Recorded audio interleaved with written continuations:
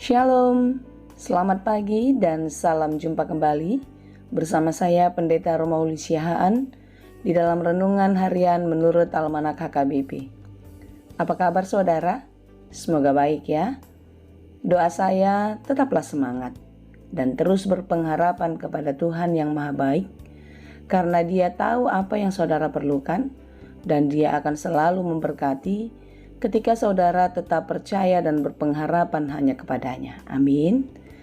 Sebelum kita melanjutkan aktivitas pada hari ini, marilah kita meluangkan waktu untuk mendengar dan merenungkan firman Tuhan. Biarlah Roh Kudus menerangi hati dan pikiran kita, sehingga firman Tuhan bekerja dengan leluasa, menuntun, mengajar, dan memberi hikmat kepada kita. Marilah kita berdoa. Segala puji syukur kepadamu Tuhan, untuk kasih setiamu yang menyertai hidup kami sampai hari ini. Sebagaimana hari-hari yang telah berlalu, Tuhan akan selalu memberkati kami. Dan di sepanjang hidup kami hari ini, dan di hari-hari ke depan pun kami percaya, penyertaan dan berkat-Mu selalu ada bersama-sama dengan kami. Mampukanlah kami Tuhan untuk mengerti setiap maksud-Mu, dan kami mau belajar di dalam firman-Mu.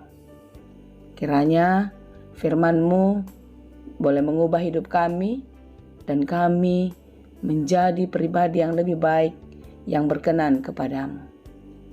Berfirmanlah Engkau ya Tuhan, sebab kami telah siap mendengar. Kasih karunia dan damai sejahtera dari Allah Bapa Tuhan kita, dan dari anaknya Tuhan Yesus Kristus, dan Roh Kudus menyertai saudara sekalian. Amin. Firman Tuhan untuk kita pada hari ini yang ditetapkan menurut Almanak HKBP Selasa 21 November 2023 tertulis dalam kitab 1 Petrus 5 ayat 7. Saya akan bacakan bagi kita dalam bahasa Batak dan bahasa Indonesia. Tinggakon hamuma nasa nahinol sohon ni rohamuna tu ibana Aidi sarihon dohamu. Serahkanlah segala kekhawatiranmu kepadanya, sebab Ia yang memelihara kamu.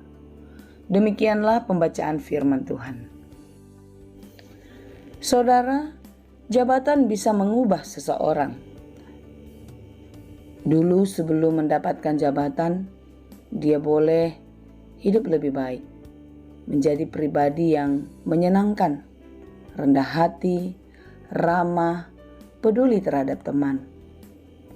Ada di antara orang-orang setelah jabatannya meningkat, kehidupannya berubah. Tidak lagi menjadi pribadi yang menyenangkan, melainkan menyebalkan. Sifat yang ramah, peduli itu berubah menjadi bosi. Saudara-saudara, Tuhan tidak mau kita menjadi pribadi yang tinggi hati, tetapi menjadi pribadi yang selalu rendah hati, yang mau dengar-dengaran akan Tuhan di dalam firman-Nya. Memang jabatan bisa mempengaruhi kehidupan kita, karena semakin tinggi jabatan, maka semakin lengkap juga fasilitas yang diterima. Oleh sebab itu, banyak sekali orang berebut untuk sesuatu jabatan di tempat pekerjaan. Banyak orang juga menghalalkan segala cara untuk mendapatkan jabatan, sampai melanggar etika, norma-norma yang ada. Saudara yang dikasihi Tuhan, apakah sama jabatan di tengah-tengah kehidupan kita sehari-hari di tempat pekerjaan dengan jabatan di tengah-tengah gereja? Ya, kita katakanlah sekarang ini sebagai seorang pelayan. Apakah seorang pelayan menganggap gereja itu adalah satu tempat untuk memperebutkan suatu jabatan? Tentu tidak. Gereja adalah tempat kita melayani. Gereja adalah tempat di mana kita mengaktualisasikan kehidupan kita sebagai pelayan, sebagai orang-orang yang telah diberkati oleh Tuhan.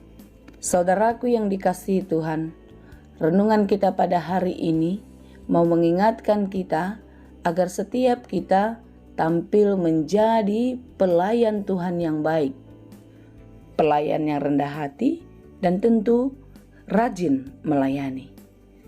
Karena memang Petrus yang adalah salah seorang dari ke-12 murid Yesus yang lebih sering melihat, menyaksikan peristiwa-peristiwa yang terjadi bersama dengan Yesus. Dia melihat apa yang dikerjakan Yesus dan apa yang diperjuangkan oleh Yesus untuk dunia. Petrus menyaksikan peristiwa kematian dan kebangkitan Yesus Kristus. Oleh sebab itu, saudaraku yang dikasihi Tuhan, Alkitab mencatat bahwa Petruslah yang berkhotbah di hari Pentakosta yang menjadi guru jemaat di Yerusalem. Namun, ketika ia menulis surat kepada pemimpin, ia menyebut dirinya sebagai teman penetua. Artinya apa? Artinya dia tidak lebih berkuasa dibandingkan siapa saja. Oleh sebab itu, saudara-saudara, Petrus mau mengajarkan kepada kita, meneladankan pengajaran yang baik, yaitu tetap menjadi pelayan yang rendah hati. Tetap menjadi pelayan yang sungguh-sungguh memberikan pelayanan terbaik dengan sepenuh hati. Saudara, sekalipun kita tahu ya, di dalam melayani banyak sekali tantangan. Banyak sekali pergumulan yang kita alami.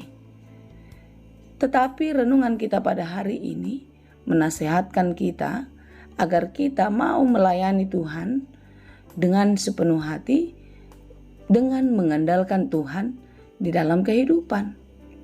Kita tidak boleh menganggap diri kita lebih penting, menganggap diri kita lebih rohani dari orang lain.